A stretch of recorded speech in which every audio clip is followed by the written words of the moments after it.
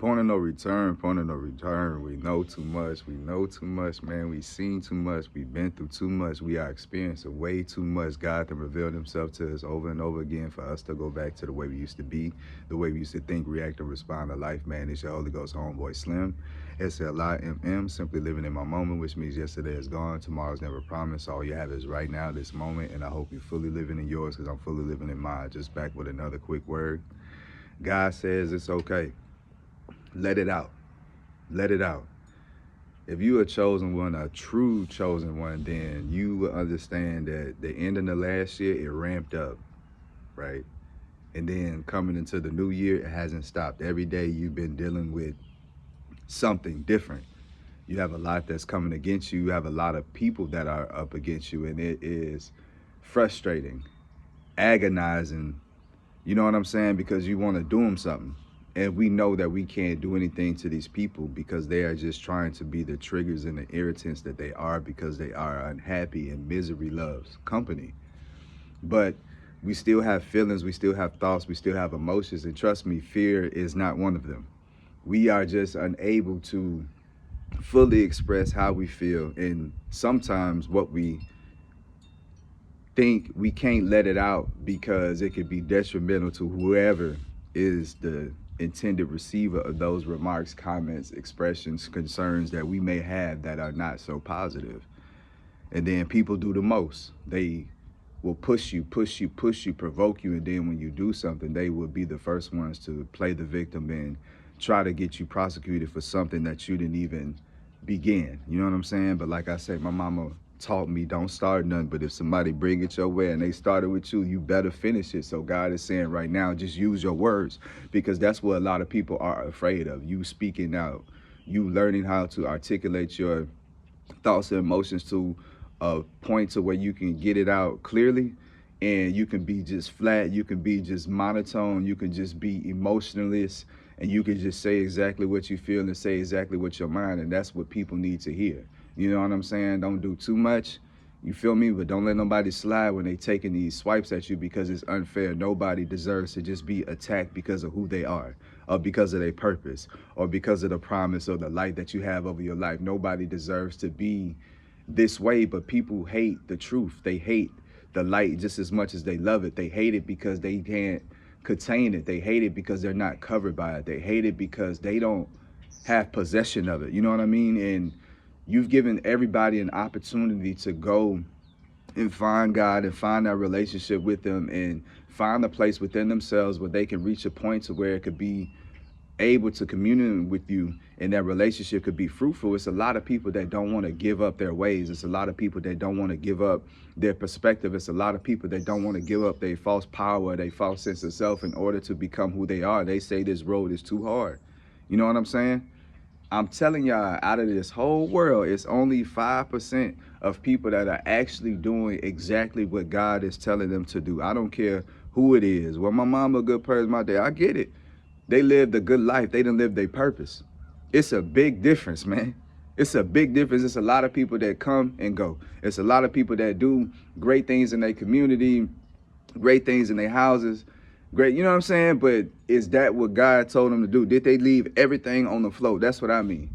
That means when you close your eyes, you don't see nothing else ahead of you but the kingdom, because when you die, right before you die, you see everything you left on the table that life had for you. You know what I'm saying? If you leave too soon, you don't want to see none of that, but just them pearly gates and that gold mansion and music playing and God telling you, job well done. It's a lot of people that are not living that way. I don't care what they talk like. I don't care what they look like. I don't care what they pretend to be. Most of these people are doing it to get self-gratification. They're getting it to do um, this thing where you basically turn yourself into a false god because you can create resources, opportunity, you have money, you have access over the light, meaning that you can bring somebody else up and you could put somebody else in the spotlight. That makes you a false god on this realm, because instead of people going to praise God and going to pray to God for what they want and what they need, they'll start coming to you. When they start coming to you and you're able to fulfill, and a lot of times you set the terms, and you set the terms that's so favorable for you and so unfavorable for those that you are trying to help. Because if you have an infinite amount of money or an infinite range of access, what you giving away is nothing. It's basically free. But when you get in return something from one of us, our souls, our heart, our body, our mind, our intellect, our works, our talent, skills, gifts, and abilities, those are resources that are non-renewable, meaning that at some point they will run out, because we human. And then if we doing the wrong things and we let sin come into our life, it's going to disconnect you from God. So God is not going to feed you that flow. He's not going to give you that influx of information, wisdom, truth, knowledge, and understanding to use it for your own good or use it for negative. Then He's going to step out the way and you're going to be on your own, and you're going to be with the enemy. And then doing that, you're going to receive the consequences of your behavior. So it's a lot of people that's in that state and stuck in that state and can't get out and get from under the hell that they put themselves in. You know what I'm saying? We found a way to keep going to God no matter what, to keep trusting God at His word, and to keep allowing God to clean us up and get us closer to the best versions of ourselves. So now that our blessings and things are upon us, and we are becoming the best versions of ourselves, the enemy see that. So he's trying to do everything in his power to stop what God has already approved. He's trying to close the door that God has already opened and open the door that God has already closed. And the only way that you can just keep him distant from you is you just keep being yourself and you keep sticking with God. So you can't let these people get you to a point to where you breaking down and where you can't function during the day. You know what I'm saying? Take your mental health day, because I understand how work can be, and I understand how they can join up and they can try to bully one person, and every day you standing up to the same BS because they can't fire you, they can't get rid of you, and then they can't tell you that you're not a good worker because of your impact and because of your skills and because of everything that you possess. They know that you are a vital piece of the team, but being that they can't control you, they can't manipulate you, they can't control you, they can't use you, they can't bully you, they can't intimidate you, they can't scare you, then they want to destroy you. Then they just trying to make it to where basically it's self-destruction. They trying to put so much stress and so much worry on your mind, you feel me, that you start to think these things that they saying is true. You start to think that these things that they doing to you is your fault, but you just got to stand strong. You just got to stay in the pocket. You know what I'm saying? You got to, you see that where the enemy at, you see where the bliss is coming from, but just stay in the pocket. And when you see God, you know what I'm saying, throwing the ball, and he gonna score it for you. He gonna bring it all the way in for you. So you just got to keep throwing everything, every place, everybody back to God, especially now, because you so sensitive and you so open, because you so one with God and one with the universe. You feel everything. So people ain't even got to tell you nothing for them to show you that they hate you. People ain't even got to tell you nothing to show you that they lusting after you. So you see everything, you think everything, you feel everything. So can't nobody get nothing over you. And those feelings and these emotions and things could be overwhelming, especially if you're in large crowds or you around a large mass quantity of people.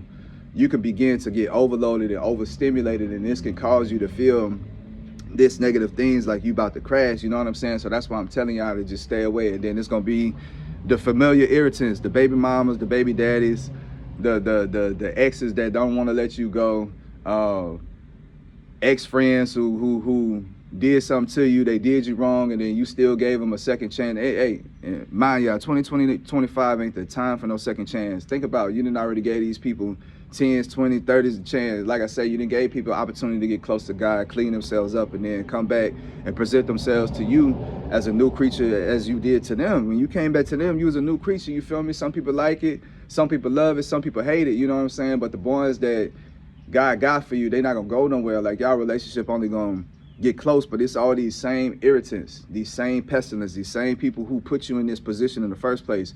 They gonna try to ramp up their activity to get to you and to bother you, and that's because God is judging them.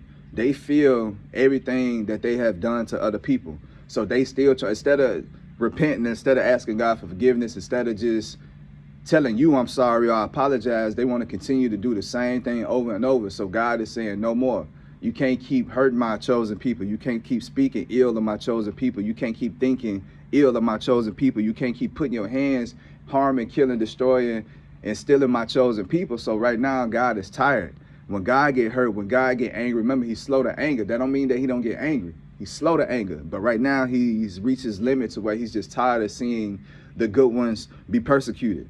You know what I'm saying? He gave his only begotten son, and there's still people that don't get themselves together. So if somebody that's perfect came in and sacrificed themselves and took on all the sin, who had no sin, for the sake of us having the salvation, and that don't make you do something, that don't touch your heart, that don't make you want to become a better human being, ain't nobody passing, you know what I'm saying, Phil, gonna change nobody. So that method don't work. So he needs us to live. He needs us to be here to continue to build a structure and a foundation, and to continue to bring back the teachings and the ancient information, knowledge, wisdom, understanding that was passed on from mouth to mouth, from generation to generation. You know what I'm saying? We had things. We used to scribe in stones and on our buildings and on our walls. That's where graffiti and everything come from. That come from the hieroglyphics. You know what I'm saying? A lot of people don't know that. So it's not even a negative thing. We've been doing this. That's the way we leave our messaging. That's the way we leave information. That's the way at that time we was able to pass on information, because we would move. God would set us up to establish one place, and then we would move from another place. So when another people is coming into that place that you established, now they have all the rules, they have everything, the foundation, in order to get their civilization going, and then they just add to it. That's what we all supposed to be doing. We all supposed to be here to find our own kingdom, to find our own community, to find our own people, our own neighborhood, in order to harness this light and to make it potent, and then you send them out